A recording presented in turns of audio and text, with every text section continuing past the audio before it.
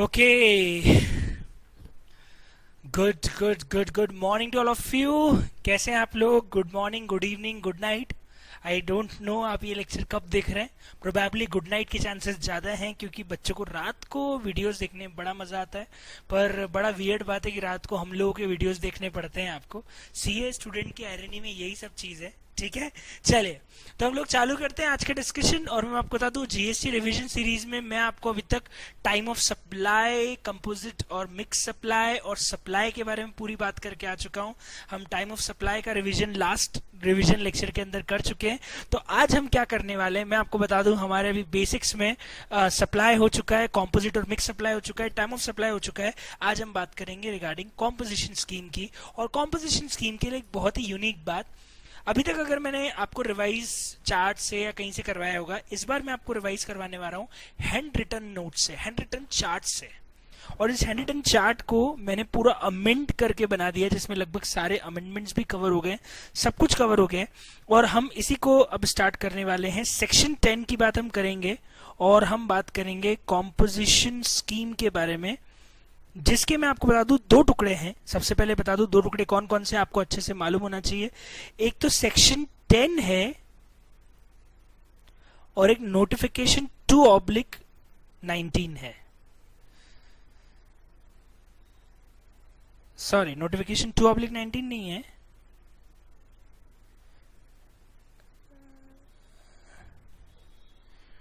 गड़बड़ कर दी निखिल मैंने सारी। Yes, it is notification 2/19। मैं थोड़ा सा कंफ्यूज हो गया था नोटिफिकेशन 1 और 2 में। यस, इट इज नोटिफिकेशन 2/19 में नीचे लिखा भी है नोटिफिकेशन 2/19। ठीक है, that is concessional tax rate की एक स्कीम है। तो हमारे पास कॉम्पोजिशन स्कीम के अंदर प्रैक्टिकली दो मेन टॉपिक्स हैं, एक है सेक्शन नंबर 10 और एक है नोटिफिकेशन 2/2019। मैं आपको बता दूं, सेक्शन नंबर 10 अप्लाई होता है मेजरली गुड्स के लिए, जो गुड्स के सेलर होते हैं और रेस्टोरेंट के लिए। और नोटिफिकेशन 2/19 अप्लाई होता है अदर सर्विस प्रोवाइडर्स के लिए। वो हम एक एक करके बात करना चालू करेंगे। लेकिन मैं आपको बता दूं, कॉम्पोजिशन स्कीम के अंदर सबसे पहले है टर्नओवर क्राइटेरिया, जो कि सेक्शन 10 को लेके हम देख रहे हैं। अभी नोटिफिकेशन 2/19 की मैं बात कर ही नहीं रहा हूं, अभी मैं सेक्शन 10 की बात कर रहा हूं, जिसमें हमें टर्नओवर देखना है। और टर्नओवर 3 लोगों का देखा जाएगा, मैन्युफैक्चरर, ट्रेडर और रेस्टोरेंट। और उनके लिए प्रीसीडिंग ईयर के टर्नओवर की एक लिमिट है। अगर आपको याद हो तो प्रीसीडिंग ईयर के टर्नओवर की लिमिट है 75 लाख और 1.5 सीआर। ठीक है, 75 लाख किन स्टेट्स के लिए? तो कुल मिला के 8 ऐसे स्टेट्स हैं जहां पे 75 लाख की प्रीसीडिंग ईयर की एग्रीगेट टर्नओवर की लिमिट लगती है, और बचे हुए सारे स्टेट्स के लिए 1.5 सीआर की प्रीसीडिंग ईयर की लिमिट लगती है। अब मुद्दा यह आता है कि साहब कौन से स्टेट के लिए क्या? तो बहुत सिंपल है, अरुणाचल, मणिपुर, मेघालय, मिजोरम, नागालैंड, सिक्किम, त्रिपुरा और उत्तराखंड। ये 8 नाम याद कर लो, क्योंकि इसके अलावा जितने भी स्टेट्स बच जाते हैं जो कि इवन स्पेशल कैटेगरी में आते हैं या नॉर्मल स्टेट है, उन सबके ऊपर 1.5 सीआर का प्रीसीडिंग ईयर का टर्नओवर रहेगा सेक्शन 10 के अंदर।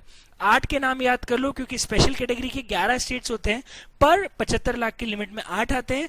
3 स्टेट्स ऐसे हैं जो कि 1.5 सीआर की लिमिट में चले जाते हैं, असम, हिमाचल प्रदेश और जम्मू एंड कश्मीर। बाकी सारे स्टेट्स और यूनियन टेरिटरीज तो बाय डिफॉल्ट ही 1.5 करोड़ की लिमिट के अंदर ही आते हैं। ठीक है, आप ऐसे याद रख सकते हो, हज, हज इज लाइक हिमाचल, आसाम और जम्मू एंड कश्मीर।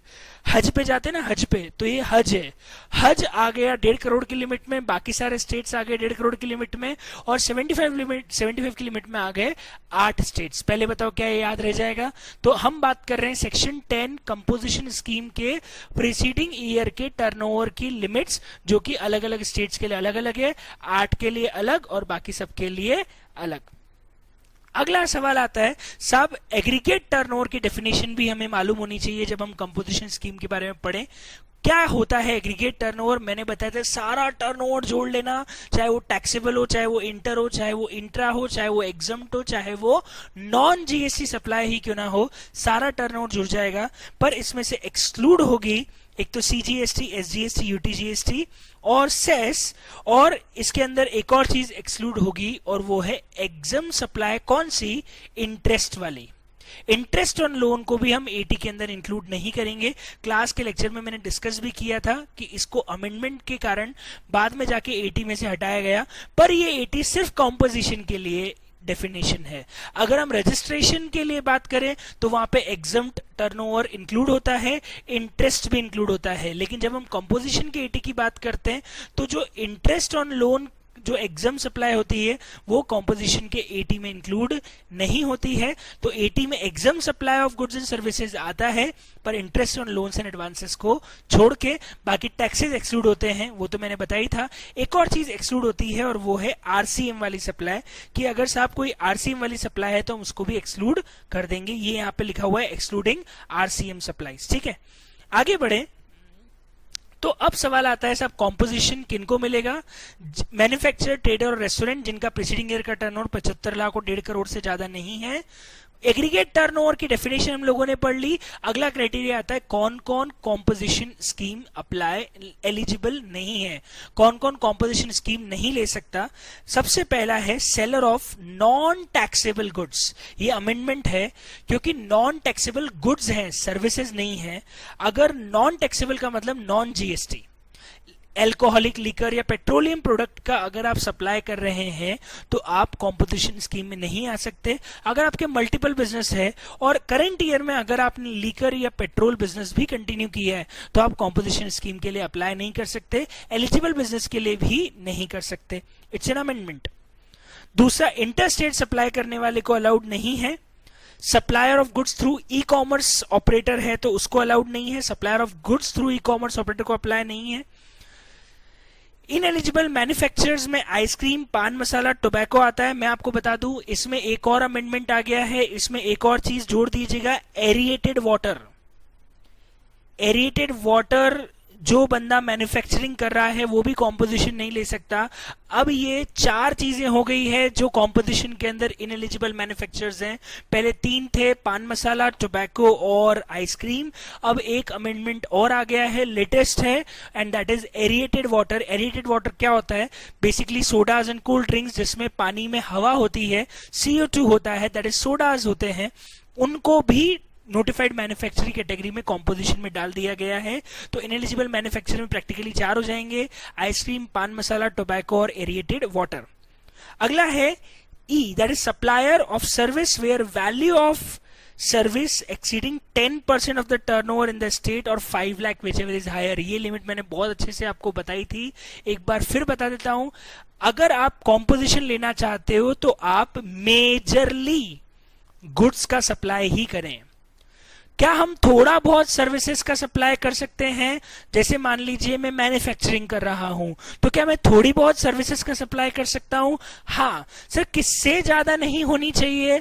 मेरे टोटल एग्रीगेट टर्नओवर के 10% से ज्यादा नहीं होनी चाहिए, या फिर 5 lakh whichever is higher. Of course अगर मेरा टर्नओवर मान लीजिए 70 लाख रुपए का है तो मैं 7 लाख रुपए तक की सर्विसेज दे सकता हूं। अगर मेरा 40 लाख का है तो भी मैं 5 लाख की मिनिमम सर्विसेज तो दे ही सकता हूं। अगर मेरा 80 टोटल 80 1 करोड़ 20 लाख है तो उसमें 10% दैट इज 12 लाख रुपए तक की सर्विसेज इन्वॉल्व हो सकती है। मैक्सिमम सर्विसेज की इतनी लिमिट है। अगर आप कॉम्पोजिशन में आना चाहते हैं तो आप इतनी ही सर्विसेज गुड्स के साथ में, मैन्युफैक्चरिंग और ट्रेडिंग या रेस्टोरेंट के साथ में अदर सर्विसेज इतनी ही दे पाएंगे। अगर आपने इससे ज्यादा दी तो आप इनएलिजिबल है, आप कॉम्पोजिशन स्कीम ऑप्ट नहीं कर सकते। ये एक और इंपॉर्टेंट पॉइंट है जो हमें ध्यान रखना है। अगेन ध्यान रखना, हम यहाँ पे इंटरेस्ट के जो सर्विसेज का टर्नओवर उसको काउंट ही नहीं करेंगे। मैंने यहाँ पे नोट में अगेन ये चीज लिख ली है, जो यहाँ पे टर्नओवर की बात हो रही है 10% ऑफ द टर्नओवर में एग्जम्प्ट सर्विसेज या जो भी सर्विसेज की बात हो रही है उसमें इंटरेस्ट को काउंट ही मत करना। एक चीज ध्यान रखो, कॉम्पोजिशन में इंटरेस्ट टर्नओवर कहीं भी मत लेना, ना टर्नओवर में जोड़ना, ना सर्विसेज की वैल्यू में जोड़ना, कहीं भी मत जोड़ना। इंटरेस्ट का जो लोन्स एंड एडवांसेस पे आपको इंटरेस्ट मिला है वो कॉम्पोजिशन में कहीं भी काउंट होगा ही नहीं। ना ही वो 5 लाख की लिमिट में काउंट होगा, ना ही वो टोटल टर्नओवर के अंदर काउंट होगा। बहुत बढ़िया। इसके अलावा एक और चीज है, अगर आप अदर देन दैट कोई और सर्विसेज ले रहे हैं तो आप 5 लाख की लिमिट के अंदर जा सकते हैं। अगर आप 5 लाख से ऊपर जा रहे हैं तो फिर आपको फिर सेकेंड ऑप्शन जो हमारा नोटिफिकेशन 2/19 वाला क्लॉज है वो देखना चाहिए कि आप वहां फिट हो रहे हो क्या, क्योंकि अगर आपका सर्विसेज 10% को क्रॉस कर गया तो आप कॉम्पोजिशन में तो इनएलिजिबल हो गए, फिर नोटिफिकेशन 2/19 में आप एलिजिबल हो कि नहीं हो वो देख लो, अगर वहां एलिजिबल हो तो वहां चले जाओ, पर यहां से तो आप इनएलिजिबल हो जाओगे जैसे ही आपका turnover 10% of the total turnover को क्रॉस कर जाएगा, सर्विसेज का टर्नओवर क्रॉस कर जाएगा, आप इधर से तो बाहर हो जाओगे। नोटिफिकेशन 2/19 की क्या क्राइटेरियाज है वो अभी हम डिस्कस करेंगे, वहां अगर आप सूट करते हो तो वहां आ जाओ। कोई ऐसा बंदा है जो कि यहां भी नहीं है और वहां भी नहीं है, वो बाय डिफॉल्ट ना कॉम्पोजिशन ले सकता है ना नोटिफिकेशन 2/19 का फायदा ले सकता है। आगे बढ़ते हैं और अब बात करते हैं साहब कॉम्पोजिशन स्कीम में टैक्स रेट्स क्या क्या हैं। मैं आपको बता दूं, इसमें अमेंडमेंट्स कुछ सालों पहले आए थे, 2018 में आए थे, उसके बाद कोई ज्यादा अमेंडमेंट टैक्स रेट में नहीं आया, सेम ही है। मैन्युफैक्चरिंग के लिए टैक्स रेट है 0.5% ऑफ 0.5% ऑफ टर्नओवर। रेस्टोरेंट के लिए 2.5% ऑफ टर्नओवर, लेकिन अदर ट्रेडर्स के लिए है 0.5% ऑफ टैक्सेबल टर्नओवर। एक बहुत बड़ा डिफरेंस है मैन्युफैक्चरिंग और ट्रेडिंग के लिए। मैन्युफैक्चरर के लिए 0.5% ऑफ टोटल टर्नओवर है, other than interest, of course interest को तो काउंट करना ही नहीं है, लेकिन बाकी ट्रेडर्स के लिए 0.5% ऑफ ओनली टैक्सेबल टर्नओवर है। अगर एक ट्रेडर एग्जम्प्ट और टैक्सेबल टर्नओवर दोनों कर रहा है तो प्रीसीडिंग ईयर में तो 80 में काउंट होगा, दोनों होंगे, लेकिन करंट ईयर में जब टैक्स कैलकुलेट करना होगा तो सिर्फ और सिर्फ टैक्सेबल टर्नओवर काउंट करना, एग्जाम टर्नओवर को काउंट मत करना। जैसे फॉर एग्जांपल अगर मान लीजिए मेरा 70 लाख का टर्नओवर है, जिसमें से 40 लाख टैक्सेबल है और 30 लाख एग्जाम्प्ट है, तो मैं मैन्युफैक्चरिंग कर रहा हूं तो मेरे को टैक्स 70 लाख का 1% लगेगा, लेकिन अगर मैं ट्रेडिंग कर रहा हूं तो मुझे सिर्फ 40 लाख का ही 1% टैक्स ओवरऑल, 1% टैक्स ओवरऑल दोनों का सीजीएसटी और एसजीएसटी पोर्शन मिला के देना पड़ेगा। एग्जाम टर्नओवर पे कॉम्पोजिशन स्कीम के केस में आपको ट्रेडिंग के केस में टैक्स नहीं लगेगा, ठीक है। अगेन यहां पे भी लिखा हुआ है कि एबीसी में सर्विस वैल्यू उस पर्टिकुलर मेंशन जो की गई है पहले उससे एक्सीड नहीं होनी चाहिए। अगेन वही बात रिपीट हो रही है कि अगर आपकी सर्विसेज की वैल्यू 10% को क्रॉस हो गई तो फिर आप कॉम्पोजिशन में ही नहीं आओगे, तो ऑफकोर्स आपके ऊपर ये टैक्स रेट लगने का सवाल भी नहीं होता है, वही बात रिपीट हो रही है। अब एक और मजेदार चीज है कि साहब और क्या क्या शर्तें हैं कॉम्पोजिशन के लिए। कुछ 4-5 चीजें तो हमने पढ़ ली ऑलरेडी कि वो seller of non taxable goods नहीं होना चाहिए, वो इंटरस्टेट नहीं कर सकता, इनएलिजिबल मैन्युफैक्चर हुआ तो उसे कॉम्पोजिशन नहीं मिलेगा, सर्विसेज की वैल्यू क्रॉस नहीं होनी चाहिए। कुछ और शर्तें, जैसे एक और चीज, सीटीपी और एनआरटीपी को कॉम्पोजिशन स्कीम का फायदा नहीं मिलता, स्टॉक अनरजिस्टर्ड सप्लायर से खरीदा हुआ नहीं होना चाहिए, क्योंकि अगर अनरजिस्टर्ड सप्लायर से खरीदा हुआ स्टॉक है तो प्रॉब्लम यह है कि आप परचेज पे भी टैक्स नहीं दे रहे हो और सेल पे भी सिर्फ 1% दे रहे हो, तो सरकार बोलेगी यार हमको तो ओवरऑल ही आपके ऊपर 1% मिला। यही अगर आप रजिस्टर्ड से खरीदते तो परचेज पे तो पूरा 12% मिल जाता, सेल पे 1% मिलता, तो सरकार को नुकसान उतना नहीं होता। लेकिन अगर आप अनरजिस्टर्ड से खरीदोगे तो आपने पहले भी कोई टैक्स नहीं दिया और यहां भी सिर्फ 1% टैक्स दिया, तो सरकार को बहुत ज्यादा नुकसान हो जाएगा। तो उन्होंने क्लियरली बोल दिया है कि आप अनरजिस्टर्ड से परचेज नहीं कर सकते, पहली बात। एक और चीज है, आपको आरसीएम अगर आपके ऊपर लग रहा है तो उस पे आप पे कॉम्पोजिशन रेट नहीं लगेगा। क्या लिखा हुआ है? No composition rate on it. It means RCM पे नॉर्मल रेट से टैक्स पे करना पड़ेगा। अगर आपने मान लीजिए लीगल सर्विसेज ली, या मान लीजिए आपने कोई ऐसे गुड्स खरीदे जिसमें 12% का टैक्स रेट है और रिवर्स चार्ज में आपको टैक्स देना है, अब आप बोलो साहब मैं तो कंपोजिशन डीलर हूं तो मैं आरसीएम टैक्स भी 1% से दूंगा, नहीं, आरसीएम टैक्स आपको पूरा देना पड़ेगा, उसमें कोई छूट आपको नहीं मिलेगी। अगली बात है, not engage in manufacturing of notified goods, अभी पढ़ लिया। आइसक्रीम, पान मसाला, टोबैको और एरिएटेड वाटर की मैन्युफैक्चरिंग करेगा तो कॉम्पोजिशन स्कीम नहीं ले सकता। नेक्स्ट है, mention composition taxable person not eligible to tax collect on invoice. उस बंदे को, कॉम्पोजिशन डीलर को अपने बिल पे लिखना रहता है कि वो टैक्स कलेक्ट नहीं कर सकता। ये एक और इंपॉर्टेंट चीज है जो आपको ध्यान रखनी पड़ेगी। एक चीज और है जो शायद नोट होना रहेगी, नो आईटीसी, ये चीज आप लिख लीजिएगा। कॉम्पोजिशन बंदे को आईटीसी नहीं मिलती। ये एक और पॉइंट है जो इसमें नोट कर लीजिएगा, कॉम्पोजिशन डीलर आईटीसी क्लेम नहीं कर सकता। ये तो मेन पॉइंट है। अगर आईटीसी क्लेम हो जाता फिर तो 1% कितना फायदेमंद हो जाता। आईटीसी क्लेम नहीं हो सकता, तभी तो टैक्स रेट सिर्फ 1% ही लिया जा रहा है, क्योंकि परचेज पे कोई आईटीसी नहीं मिलेगी। अगर आरसीएम में टैक्स है तो वो भी पूरा लगेगा। अब हम चलते हैं नोटिफिकेशन 2/19 की स्कीम के बारे में, और इसको हम प्रिजम्पटिव स्कीम भी बोलते हैं, क्योंकि इसमें टैक्स आपको कम देना है। जैसे इनकम टैक्स में प्रिजम्पटिव स्कीम होती है 44 AD के अंदर, या प्रिजम्पटिव स्कीम के अंदर 6 ADA भी है, जिसमें 6% या सर्विसेज में 50% का फिक्स टैक्स रेट मान लेते हैं। वैसे यहाँ पे भी एक प्रिजम्पटिव है कि इतना भर दो तो हम आपसे और टैक्स कलेक्ट नहीं करेंगे। ये प्रिजम्पटिव स्कीम 1/4/2019 से एप्लीकेबल हुई है, और ये मेजरली सर्विसेज वालों के लिए। कौन से सर्विसेज वालों के लिए? जिनके लिए कॉम्पोजिशन नहीं है, मतलब मैन्युफैक्चरर, ट्रेडर और रेस्टोरेंट। जो कॉम्पोजिशन स्कीम में आ रहा है वो प्रिजम्पटिव स्कीम में नहीं आएगा। जो कॉम्पोजिशन स्कीम में नहीं आ पा रहा है क्योंकि उसकी अदर सर्विसेज है, तो वो इसके अंदर आ सकता है, नोटिफिकेशन 2/19 के अंदर आ सकता है।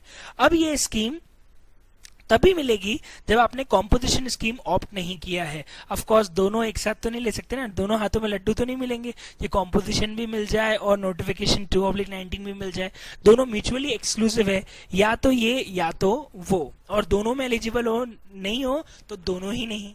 ठीक है। अब मजेदार बात है सर्विस प्रोवाइडर्स के लिए जो कि कॉम्पोजिशन स्कीम में नहीं आते हैं। जैसे मैं चार्ट अकाउंटेंट की सर्विसेज दे रहा हूं, मैं कॉम्पोजिशन स्कीम में नहीं आ सकता, क्योंकि ना मैं मैन्युफैक्चरर हूं, ना मैं ट्रेडर हूं, ना मैं रेस्टोरेंट चला रहा हूं। तो क्या मैं प्रिजम्पटिव टैक्सेशन में आ सकता हूं? जी हाँ, मेरे ऊपर टैक्स रेट सिर्फ 6% लगेगा, 18 नहीं, सिर्फ कितना लगेगा? 6% टैक्स रेट मेरे ऊपर लगेगा। अगेन शर्त यह है कि मैं आईटीसी क्लेम नहीं कर सकता, पर देखो ये फिर भी फायदेमंद है सर्विस प्रोवाइडर्स के लिए, क्योंकि सर्विस प्रोवाइडर्स का आईटीसी वैसे भी बहुत ज्यादा नहीं होता है। तो जो लोग चार्टर्ड अकाउंटेंट्स हैं वो लोग अगर प्रिजम्पटिव टैक्सेशन में आएंगे तो उनको टैक्स रेट कम ही लगेगा। जहां 18% सर्विसेज पे अट्रैक्ट होता है वहां 6 ही अट्रैक्ट होगा। पर इसकी एक बहुत बड़ी प्रॉब्लम है जो मैं आगे जाके आपको बताऊंगा, पर अभी ये बात समझ लेते हैं कि रेट ऑफ टैक्स 6% ही रहेगा। कंडीशंस क्या है साहब प्रिजम्पटिव टैक्सेशन की? पहली शर्त है आपका प्रीसीडिंग ईयर का 80 वही जो हमने कॉम्पोजिशन में निकाला था, 50 लाख को क्रॉस नहीं करना चाहिए। अगेन यहाँ पे 50 लाख की 80 की लिमिट है प्रीसीडिंग ईयर की, जबकि कॉम्पोजिशन में यही लिमिट 75 लाख और 1.5 CR थी। 8 स्टेट्स के लिए 75 लाख और बाकी सारे वो हज और बाकी सारे स्टेट्स के लिए थी 1.5 CR। लेकिन यहाँ पे सभी स्टेट्स के लिए एक ही लिमिट है, सभी यूनियन टेरिटरीज के लिए एक ही लिमिट है, और वो क्या है? आपके प्रीसीडिंग ईयर का एग्रीगेट टर्नओवर 50 लाख को क्रॉस नहीं होना चाहिए। सेकंड सेक्शन 10 एप्लीकेबल नहीं होना चाहिए, कॉम्पोजिशन स्कीम नहीं ली होनी चाहिए।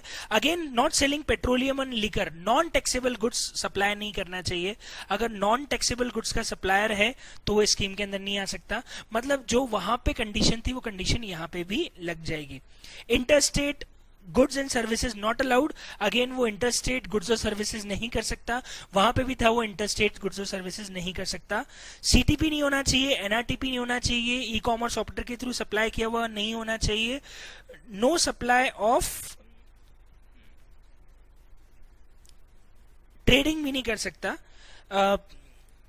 एक मिनट, एग्रीगेट टर्नओवर हो गया, सेक्शन 10 हो गया, नॉट सेलिंग पेट्रोलियम प्रोडक्ट हो गया, नो सप्लाई ऑफ टीआईपी। हाँ, यहाँ पे एक इंपॉर्टेंट बात है, यस टीआईपी में एक्चुअली अभी टीआईपीए हो जाएगा, क्योंकि इसमें चौथा नाम भी जुड़ गया है, वो टीपा हो जाएगा। टोबैको, आइसक्रीम, पान मसाला और एरेटेड वाटर के मैन्युफैक्चरर को कंपोजिशन नहीं मिलेगी। अगर एक बंदा सर्विस प्रोवाइडर है पर वो थोड़ा सा टर्नओवर भी टोबैको का कर रहा है, ट्रेडिंग भी कर रहा है, तो वो इस प्रिजम्पटिव स्कीम के अंदर आ ही नहीं सकता। ये चीज बहुत इंपॉर्टेंट है, ध्यान रखना। प्रिजम्पटिव स्कीम वैसे तो सर्विस प्रोवाइडर्स के लिए ही है, पर मान लो एक सर्विस प्रोवाइडर है जो सिर्फ 1 लाख रुपए का टोबैको का टर्नओवर करता है, मैं बोलता हूँ वो बंदा भी प्रिजम्पटिव स्कीम के अंदर नहीं आ सकता। मान लो एक चार्टर्ड अकाउंटेंट ही है, चार्टर्ड अकाउंटेंट का बहुत बढ़िया काम है साहब, सीए साहब 40 लाख रुपए का टर्नओवर है उनका प्रैक्टिस का, पर साहब गुटखा और पान मसाले का धंधा भी करते हैं, उनके ऑफिस में ही वो लोग गुटखा भी बेचते हैं साहब, जो भी क्लाइंट आते हैं सबको गुटखा बेचते हैं। बोले साहब क्या कर रहे हो, जीवन में गुटखा खाओ, केसरिया खुशबू आनी चाहिए, विमल खाओ। आप टोबैको की सेलिंग कर रहे हो सर्विसेज देने के साथ, you are not allowed to take this scheme. आप प्रिजम्पटिव टैक्सेशन नोटिफाइड 2/19 के अंदर आ ही नहीं सकते, क्योंकि आपने टीपा कर लिया है। पर कॉम्पोजिशन में टीपा मैन्युफैक्चर के लिए था, सर्विस प्रोवाइडर में अगर आप ट्रेडिंग भी कर रहे हो उसकी टीपा की, तो भी आपको कोई प्रिजम्पटिव का फायदा नहीं मिलेगा। Again very important point. आगे बढ़ते हैं साहब। एलिजिबिलिटी क्राइटेरिया क्या है, अभी मैंने बता दिया। प्रीसीडिंग ईयर का टर्नओवर 50 लाख रुपए से ज्यादा नहीं होना चाहिए। अगर नया बिजनेस है, मान लो, पहली बात तो ये क्लियर हो गया। अब ये तो क्लियर हो गया कि साहब 50 लाख का टर्नओवर आपका अगर पिछले साल है तो आप बाहर हो गए। अगर मान लो आपका नया बिजनेस है या आपका 50 लाख से कम का टर्नओवर पिछली बार था, ठीक है, ये तो हो गया, या आपका नया भी बिजनेस है, मैं आपको बता दूं अब फायदा क्या मिलेगा। जो 6% टैक्स रेट है ना, वो आपको सिर्फ शुरू के 50 लाख तक के टर्नओवर के लिए ही अलाउड रहेगी। मतलब मान लो मेरा पिछले साल कोई बिजनेस था ही नहीं, मेरा फर्स्ट ईयर का बिजनेस है, या मेरा पिछले साल 50 लाख से कम का टर्नओवर था, मैं एलिजिबल हो गया। जी हाँ, मैं दोनों केस में एलिजिबल हो गया। अब मुझे फायदा क्या मिलेगा, मुझे सिर्फ पहले 50 लाख तक के टर्नओवर पे टैक्स रेट 6% देना है। सर अगर मेरा टर्नओवर 50 लाख को क्रॉस कर गया, तो जैसे ही मेरा टर्नओवर 50 लाख को क्रॉस कर गया, मेरे ऊपर नॉर्मल टैक्स रेट लग जाएगा, उस पर्टिकुलर सर्विसेज का रेस्पेक्टिव टैक्स रेट लग जाएगा। मेरे सिर्फ शुरू के 50 लाख के टर्नओवर पे मुझे 6% टैक्स रेट का फायदा मिलेगा। इंपॉर्टेंट चीज है, अगर आप एलिजिबल हैं तो आपको कंसेशन सिर्फ शुरू के 50 लाख तक के टर्नओवर पे ही मिलेगा। 50 लाख के टर्नओवर पे आपको 6% टैक्स रेट देना पड़ेगा। अगर ये चीज तो क्लियर हो गई, बहुत बढ़िया। एक चीज और ध्यान रखना, इसका पेमेंट कब करना है ये भी मैं आपको बता देता हूं। एक मिनट, इस चीज को हम आ जाते हैं, दोनों के लिए कॉम्पोजिशन और दोनों के लिए एप्लीकेबल हो जाएगा, मैं आपको बताता हूं। लेकिन पहले ये वाला चार्ट देख लो। रजिस्ट्रेशन इफेक्टिव फ्रॉम 1 अप्रैल 3 और 3% देना है। अब यहाँ एक इंपॉर्टेंट बात है, ये वाला पॉइंट सुनना। मान लो मेरा इस साल बिजनेस स्टार्ट हुआ है, ठीक है, 3 महीने तक मेरा टर्नओवर 20 लाख से कम था और मैंने रजिस्ट्रेशन लिया ही नहीं, ठीक है। मतलब I was not liable to pay GST for 3 months because my turnover was less than 20 lakh. But 3 महीने के बाद मेरा टर्नओवर क्रॉस हो गया, ठीक है, मेरा पहला साल है बिजनेस का, मैंने रजिस्ट्रेशन लिया ही नहीं अभी तक। I was not registered because my turnover was less than 20 lakh rupees, so I have not applied for registration. But after 3 months my turnover exceeded 20 lakh and now I have applied for registration and I want to opt for presumptive taxation. I want to opt for this notification 2/19. ठीक है साहब, मिल जाएगा, बिल्कुल मिलेगा, क्योंकि preceding year का turnover तो 0 है, तो आपको इस साल तो मिल ही जाएगा। सर शुरू के 50 लाख कहां से काउंट होंगे? सर 3 महीने बाद से, मतलब 20 लाख तो टर्नओवर कर दिया, इसके बाद मुझे 50 लाख पे 6% देना है कि सर जो 20 लाख की लिमिट चली गई अब सिर्फ 30 लाख के ही 6% मिलेगा? इसका आंसर आपको यहां मिलेगा, अगर आपका registration in between the year हुआ है तो 6% जो आपको एग्रीगेट टर्नओवर पे देना है, उसमें 1 अप्रैल से जब तक आप लायबल हुए हैं वो सप्लाई इंक्लूड नहीं होगी। ये बड़ी मजेदार बात है। मतलब अगर आप अनरजिस्टर्ड थे 1 अप्रैल को, 3 महीने तक आपने रजिस्ट्रेशन नहीं लिया और आपने 3 महीने बाद रजिस्ट्रेशन लिया है, तो जिस दिन से रजिस्ट्रेशन हुआ है, जिस दिन से आप लायबल हुए हो जीएसटी पे करने के लिए, वहां से आपको अब 50 लाख तक के टर्नओवर पे 6% टैक्स पे करना है। Again it's a very important point, याद रहेगी बात, बहुत काम की बात है। इसके अलावा एक और इंपॉर्टेंट चीज बता दूं, इनका जो टैक्स पे करना होता है, चाहे वो प्रिजम्पटिव टैक्सेशन हो चाहे वो कॉम्पोजिशन हो, दोनों के लिए सेम है। That is tax to be paid on 18th of the next quarter. Form number आपको याद हो तो मैंने बताया था PMT 08, जीएसटी पीएमटी 08 में आपको टैक्स जमा कराना पड़ता है क्वार्टरली, चाहे वो कॉम्पोजिशन हो चाहे वो नोटिफिकेशन 2/19 हो, और उसकी तारीख अगले क्वार्टर की 18 तारीख आती है। मतलब अगर मैं जनवरी टू मार्च क्वार्टर की बात करूं तो 18 अप्रैल आएगी, अप्रैल टू जून क्वार्टर की 18 जुलाई, जुलाई टू सितंबर क्वार्टर की 18 अक्टूबर, और अक्टूबर टू दिसंबर क्वार्टर की 18 जनवरी। अगेन आपकी यही पेमेंट्स की डेट रहेगी। पेमेंट जब करते हैं तो उसका एक फॉर्म जाता है जीएसटी सीएमपी 08, सॉरी मैंने गलती से पहले पीएमटी 08 बोला था, इट्स जीएसटी सीएमपी 08। नया फॉर्म है पेमेंट का जीएसटी सीएमपी 08, ठीक है। तो सर कॉम्पोजिशन वाले को रिटर्न कौन सा फाइल करना पड़ता है? कॉम्पोजिशन वाला साल का सिर्फ एक रिटर्न फाइल करेगा और वो है जीएसटीआर 4, और उसकी तारीख रहती है अप्रैल महीने, अगले साल की अप्रैल महीने की 30 तारीख। मतलब साल खत्म होने से 30 दिन मिलते हैं आपको जीएसटीआर 4 भरने के लिए, चाहे वो कॉम्पोजिशन में आ जाओ चाहे आप प्रिजम्पटिव टैक्सेशन नोटिफिकेशन 2/19 में आ जाओ। जीएसटीआर 4 एनुअली भराता है 30 days from the close of the financial year, मतलब 30 अप्रैल इसकी डेट रहेगी हर साल फाइनेंशियल ईयर क्लोज होने के बाद। इसके अलावा कुछ और एस्पेक्ट है जो हमको यहां पे समझने, जो कि कॉम्पोजिशन और प्रिजम्पटिव टैक्सेशन दोनों के लिए कॉमन है, इंटरलिंक्ड है, सारे प्रोविजन दोनों के लिए सेम अप्लाई होंगे। पहला तो ITC can not be availed, मैंने आपको पहले ही बता दिया। Issues bill of supply, bill of supply issue होता है, कॉम्पोजिशन हो या प्रिजम्पटिव टैक्सेशन हो, बिल ऑफ सप्लाई इशू होता है। ये एक बहुत इंपॉर्टेंट बात है। अगर कॉम्पोजिशन और प्रिजम्पटिव वाले बिल ऑफ सप्लाई इशू करते हैं, मतलब वो लोग अपने बिल में टैक्स चार्ज नहीं कर सकते, और ये चीज मैं आपको बार बार एक्सप्लेन कर चुका हूं। अगर वो बिल में टैक्स चार्ज नहीं कर सकते, मतलब अगला बंदा उनको टैक्स नहीं देगा, इसका मतलब अगले बंदे को आईटीसी भी नहीं मिलेगी।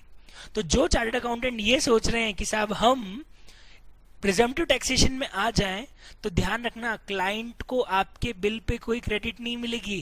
क्लाइंट आपकी ऑडिट फीस या आपकी जीएसटी की फीस के बिल का आईटीसी नहीं ले पाएगा, मतलब 6% पूरा का पूरा उसकी कॉस्ट में ऐड हो जाएगा, तो क्लाइंट को महंगा भी पड़ सकता है। तो सोच समझ के ही प्रिजम्पटिव टैक्सेशन पे जाइएगा, ठीक है। अगली चीज, आरसीएम के ऊपर नॉर्मल रेट्स अप्लाई होंगे, मैंने पहले ही बता दिया।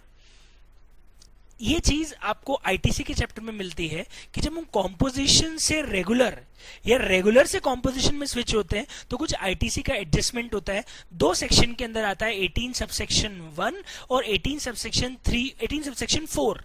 2 सेक्शंस हैं जिसके अंदर आईटीसी के एडजस्टमेंट होते हैं। जब हम रेगुलर से कॉम्पोजिशन में जाते हैं तो आईटीसी रिवर्स होती है, और जब हम कॉम्पोजिशन से रेगुलर में आते हैं तो आईटीसी अवेल होती है। 18(1) में अवेल होती है, 18(4) के अंदर रिवर्स होती है। वो चीज आपको आईटीसी के चैप्टर में बाय डिफॉल्ट मिल ही जाएगी, ये भी ध्यान रखना। एक और चीज, कॉम्पोजिशन का जो एलिजिबिलिटी और टर्नओवर क्राइटेरिया है वो पूरे इंडिया का एक साथ है। मतलब ऐसा ऑप्शन नहीं है कि आप एक स्टेट में कॉम्पोजिशन ले लें और एक स्टेट में रेगुलर टैक्स बने रहे। पैन इंडिया बेसिस पे कॉम्पोजिशन ली जाती है। प्रिजम्पटिव टैक्सेशन पे भी यही प्रोविजन लगेंगे, पैन इंडिया बेसिस पे लेना है। मतलब ऐसा आप नहीं कर सकते कि एक ब्रांच के लिए कॉम्पोजिशन ले लिया और एक ब्रांच के लिए रेगुलर ले लिया। ये पूरी स्कीम कॉम्पोजिशन और प्रिजम्पटिव पैन इंडिया बेसिस पे ही अप्लाई होती है। अच्छी चीज ये है कि अगर आप कॉम्पोजिशन स्कीम लेते हैं तो आपको स्टॉक और इन सब के रिकॉर्ड्स कम बनाने पड़ेंगे, क्योंकि आपको एक फिक्स टर्नओवर पे टैक्स देना है और कोई आईटीसी का लफड़ा ही नहीं है, तो स्टॉक रिकॉर्ड्स कभी भी डिपार्टमेंट आपसे नहीं मांगेगा।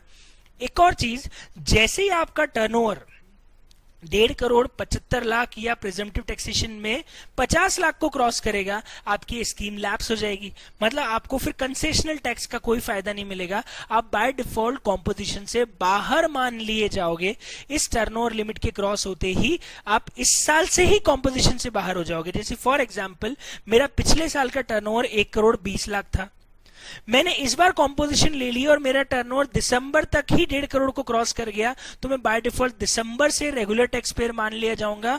मैं दिसंबर के बाद से कॉम्पोजिशन से बाय डिफॉल्ट बाहर हो जाऊंगा। अरे मेरा टर्नओवर 1.5 करोड़ को क्रॉस हो चुका है, तो अगले साल तो वैसे ही मुझे कॉम्पोजिशन नहीं मिलेगी, इस साल दिसंबर से ही बाहर हो जाऊंगा मैं, क्योंकि मेरा टर्नओवर लिमिट को एक्सीड कर चुका है। एक चीज और ध्यान रखना, अगर आपने कोई कंडीशन ब्रीच करी और आपने कॉम्पोजिशन का विड्रॉल नहीं किया, एक्चुअली एक इंटीमेशन जाता है, एक फॉर्म है उसके अंदर इंटीमेशन जाता है कि साहब मैं कॉम्पोजिशन स्कीम से बाहर आना चाहता हूं, आपने वो नहीं इंटीमेट किया और आप कॉम्पोजिशन स्कीम की कंडीशंस को ब्रीच करते गए तो आपके ऊपर सेक्शन 73 और 74 की पेनल्टीज भी लगाई जा सकती है। इंटर के सिलेबस में पेनल्टीज नहीं है, लेकिन अगर आप सीएस प्रोफेशनल या सीए फाइनल के स्टूडेंट है तो 73 और 74 के अंदर डिमांड और रिकवरीज के साथ पेनल्टीज दी हुई है, वो सारी एप्लीकेबल हो जाएगी अगर आपने कॉम्पोजिशन स्कीम की कंडीशंस को फॉलो नहीं किया तो। अब आप देख सकते हैं पूरा कॉम्पोजिशन स्कीम का सब कुछ एक छोटे से चार्ट के अंदर समाया हुआ है, सारी चीजें एक छोटे से चार्ट के अंदर कवर कर दी गई है। एक आखिरी चीज है, मैंने इस चार्ट के अंदर फॉर्म्स नहीं डाले हैं। वो फॉर्म्स बहुत जगह भी घेर रहे थे और मेरे हिसाब से इतने इंपॉर्टेंट नहीं थे, फिर भी मैं आपको याद दिला देता हूं। एक फॉर्म होता है CMP02 जो कि ऑप्शन 2 अवेल कॉम्पोजिशन स्कीम का है, जिसमें आप कॉम्पोजिशन स्कीम ले सकते हो। एक फॉर्म होता है CMP04 जो कि विड्रॉल ऑफ कॉम्पोजिशन स्कीम का है, जहां पे आप कॉम्पोजिशन स्कीम छोड़ने को लेके छोड़ सकते हो। CMP05 और 6 और 7 नोटिस और उसके लेके हैं कि यार आपने अगर fail to follow any condition तो डिपार्टमेंट आपको नोटिस देगा, आप नोटिस का रिप्लाई करोगे, वो फाइनल ऑर्डर देगा। दो फॉर्म इंपॉर्टेंट है, CMP02 is for opting for composition and CMP04 is exit मारने के लिए कॉम्पोजिशन से। तो ये है सेक्शन 10 और नोटिफिकेशन 2/19 की सारी थियरी। प्रैक्टिकल क्वेश्चंस मैंने आपको ऑलरेडी दिए हैं, वो आप सॉल्व कर सकते हो। पास एग्जामिनेशन क्वेश्चंस बहुत कुछ है आपके पास में, सब सॉल्व कर सकते हो। ये है पूरा कॉम्पोजिशन का एक ओवरऑल समरी। ये जो पीडीएफ, ये जो हैंड रिटन नोट्स की पीडीएफ है, ये मैं आपको इस वीडियो के नीचे डिस्क्रिप्शन में भी शेयर कर दूंगा, तो आप इसको डाउनलोड कीजिएगा। प्रिंट आउट निकल पाओ तो जंबो साइज में प्रिंट आउट निकलवा लेना, मजा आ जाएगा। नहीं तो कम से कम सॉफ्ट कॉपी में भी रहेगा, तो रिवाइज करते समय ध्यान रखना। तो इसको आप अच्छे से कवर कीजिएगा। ये हमारा कॉम्पोजिशन हो जाता है पूरा खत्म। हम मिलेंगे आगे नेक्स्ट रिवीजन के अंदर, और नेक्स्ट रिवीजन के अंदर आगे हम जीएसटी के और चैप्टर्स का रिवीजन करेंगे। आई होप आपको मजा आ रहा होगा इस रिवीजन सीरीज के अंदर। मैं यही चाहता हूं कि बच्चा मेरे साथ साथ रिवाइज करता जाए। चैप्टर वाइज रिवीजन डालने का मोटिव भी यही है कि अभी आपको फुल प्रूफ 8 घंटे का रिवीजन नहीं चाहिए। मैं कोशिश करूंगा कि एग्जाम के पहले एक लंबा रिवीजन डाल दूं जो एग्जाम के पहले डालने का हो। अभी आपको चैप्टर वाइज रिवीजन चाहिए, क्योंकि अभी आप आधे पौन घंटे का रिवीजन देखोगे और फिर एक चैप्टर करोगे। अभी 8 घंटे का एक फुल प्रूफ रिवीजन डालना बेकार है। अभी शॉर्ट रिवीजन ही काम के हैं, क्योंकि अभी आपको चैप्टर वाइज रिवीजन चाहिए। आप चैप्टर वाइज रिवीजन कीजिए, चैप्टर वाइज मॉड्यूल पढ़ेंगे, चैप्टर वाइज नोट्स पढ़ेंगे, चैप्टर वाइज क्वेश्चन सॉल्व करेंगे, तो आपका जीएसटी मेरे साथ साथ कवर होता जाएगा। Thank you so much. आज का डिस्कशन यहीं पे खत्म होता है। Enjoy, good day, bye bye, thank you.